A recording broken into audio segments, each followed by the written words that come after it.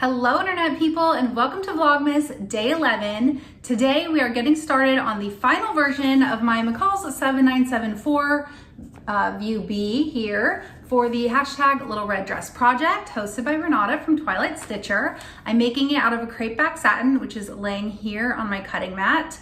You'll see it shortly. And so yeah, we're going to cut it out today and finally get started on it. But first, let's open day 11 of the Kylie and the Machine Advent Calendar. I'm sure you've seen this on so many people's Vlogmases this year. Let's see, 11, there's 11. The cute little embroidery hoop. That's adorable. Let's see what labels we have today. All right, it says, finish just in time. Oh my gosh, that is so fitting for today. Finish just in time, because I feel like this project I'm about to start is going to be finished just in time for the deadline. I think the deadline is, I forgot what the deadline is. I feel like it's next week maybe. I'm gonna have to look that up, but I'm gonna finish it just in time. So maybe I'll have to use this label for it. Okay, so before we get started, let me show you what I did last night. I did a little bit of something. I made a 5th muslin. I got like 10 o'clock last night. I recut it out with the changes that I made and I re-sewed it. I put in the facing this time because I wanted to make sure that I had altered the facing properly. What I did was I raised up the neckline by 1.5 inches. And then I lowered this bust seam by 1/2 inch. So that's the only modifications. And I think when the skirt is attached, it'll hang like this-ish, kind of. And I'm really, really happy with it. Okay, you have to ignore the mic business, but I'm super happy with it. I think this is as close as I'm gonna get at this point. There's a little bit of something happening here, but for this muslin, I'm really just focused on the bust situation and getting that right. So we're just gonna leave everything else as is and make this. So this is the size 20 with those 2 modifications I just mentioned. And yeah, I'm really happy that I made this last muslin because I'm really just happy to know how this situation is gonna look like. So there won't be any surprises. And that's great. Okay, so I've done a couple things to prepare for the cutting out process.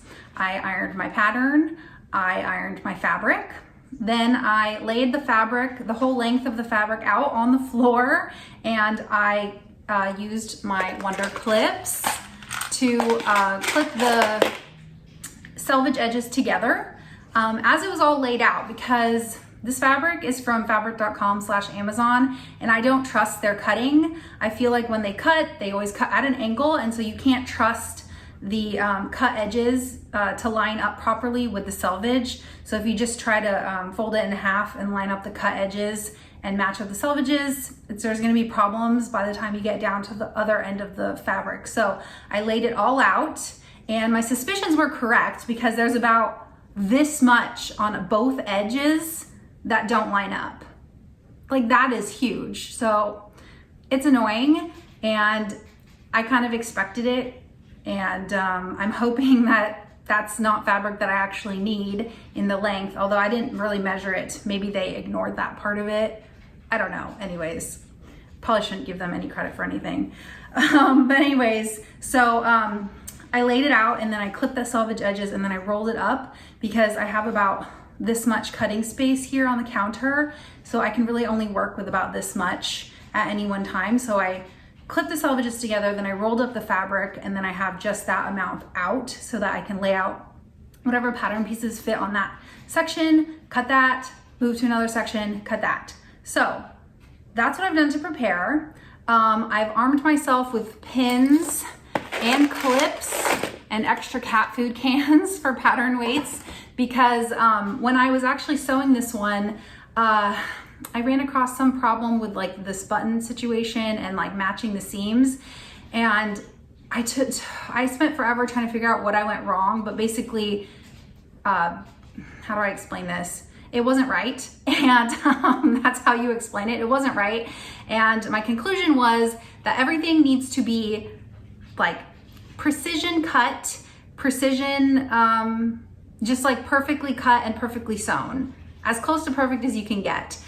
This fabric is very slippery, so cutting things out perfectly is a tall order. But I figure with all of these things, I'm just going to use tons of clips, tons of pins, tons of cat food cans to try to cut it out the best that I can so that when I sew it, you know, it just minimizes the risk of having this seam not line up and having the buttons down the front not overlap properly. It was like an overlapping button issue, and I had lost like a ½ inch on one side, and that was, I think, just due to cutting and sewing error. Anyways, this is getting rambly, so we're going to try to cut out as perfectly as we can. We're going to try to sew as perfectly as we can, and that's that. So it's 2:21. I have about maybe 3 hours before I should probably start dinner in this space here, because we've eaten Thai food for the last 2 nights, and so I should probably actually cook something healthier. So I've got about 3 hours. It'll probably take that long, maybe longer, but we'll see, and I will bring you along for some of that journey, not the whole thing, because that would be deeply boring. So anyways, I'm gonna put on some Vlogmas / Friday sews while I do it, and try not to get too distracted by that, and let's get to cutting. I have a little sidekick.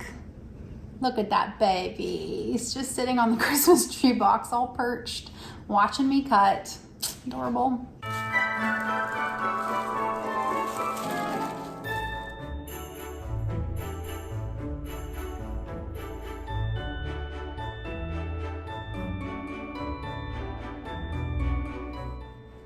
Starting off strong by putting the transfer paper the wrong direction. So I'm just marking the actual pattern now.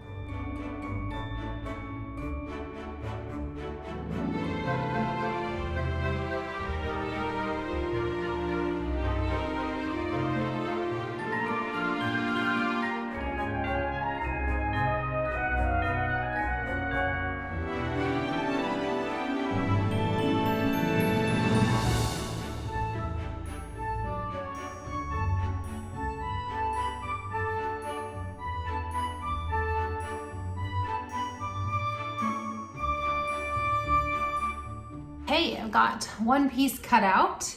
To be fair, it's actually 4 pieces. So yeah. This is also a friendly reminder to change your rotary cutter blades or sharpen your scissors, because I started off and I was having to push down so hard and the fabric was starting to like come up a little bit, and I thought, oh no, this is not gonna be good. I didn't think I had any blades, but then I went upstairs and I found some, and oh, now it just glides right through this fabric like butter. So there's that reminder for you, and now we're going to get on with the rest of the cutting, because at this rate it's gonna take all night.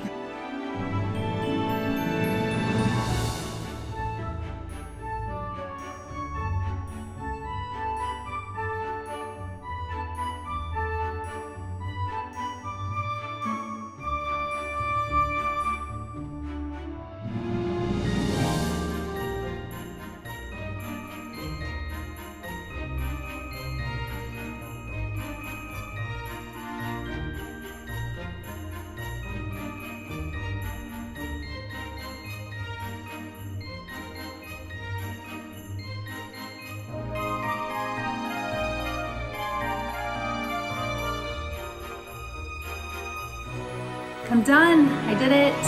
I'm done. Okay, it took me 3 hours, like I thought, to cut 11 pattern pieces, although some of them needed to have 2 or 4 of them. So I ended up, basically there was 14 pattern placements for 11 pieces. So laying it all out for 14 times.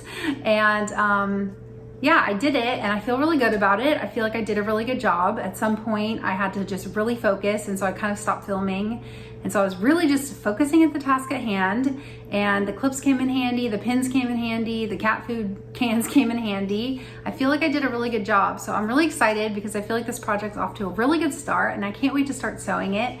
I'm gonna leave that for another day because at this point, I'm tired. My feet hurt, my back hurts. So I've been leaning over this kitchen counter for like 3 hours now. And I didn't actually even take a break once. I'm really thirsty. Okay, so yeah, that's all for today. I'm going to hold off on sewing, and I'm gonna go edit this video and get it ready for tomorrow.